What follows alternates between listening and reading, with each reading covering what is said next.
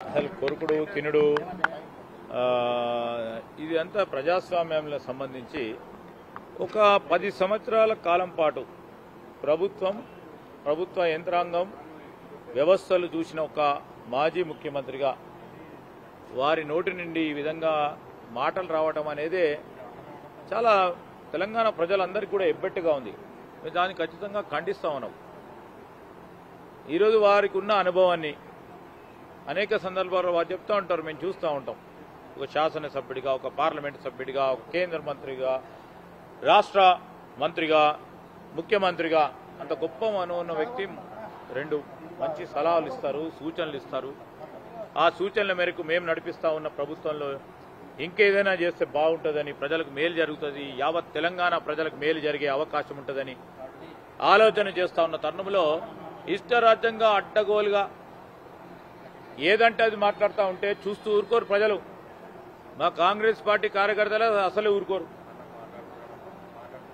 ఈరోజు మేము చెప్తున్నాం గట్టిగా, అన్నిటికీ వారి తప్పుడు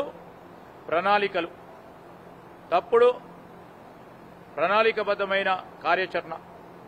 ఈరోజు కాళేశ్వరం ప్రాజెక్టు కట్టిన మేడిగడ్డ పిల్లర్లు ఏ విధంగా సింక్ అయిపోయినాయి, అన్నారంలో ఏ విధంగా బ్యారేజ్కి సంబంధించిన సమస్యలు వచ్చినాయి, ఇవన్నిటినీ మేముగా చెప్పింది.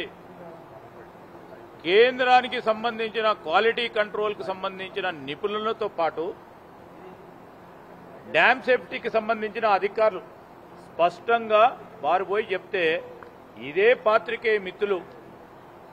పాత్రికేయ మిత్రులు స్పష్టంగా తెలంగాణ యావత్ ప్రజానికాన్ని ముందట ఉంచితే ఈరోజు మాపైన ఎందుకు అక్కసు? మీరు చేసిన తప్పిదం మాపైన నెట్టడానికి చేసే ప్రయత్నం ప్రజలందరూ గమనిస్తూ ఉన్నారు.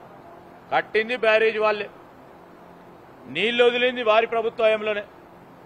మమ్మల్ని అనడానికి ఏమాత్రం వారికి నైతిక హక్కు లేదు. ఈరోజు స్పష్టంగా చెప్తా ఉన్నాం, లోక్సభ ఎన్నికలున్నాయి.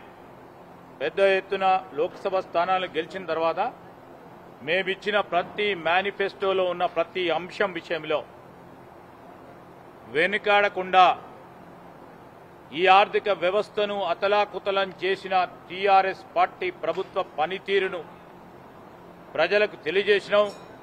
ఆర్థిక వ్యవస్థను దారిలో పెట్టి మేమేదైతే మేనిఫెస్టోలో పెట్టిన ప్రతి అంశాన్ని తప్పకుండా చేసి చూపెడతాం.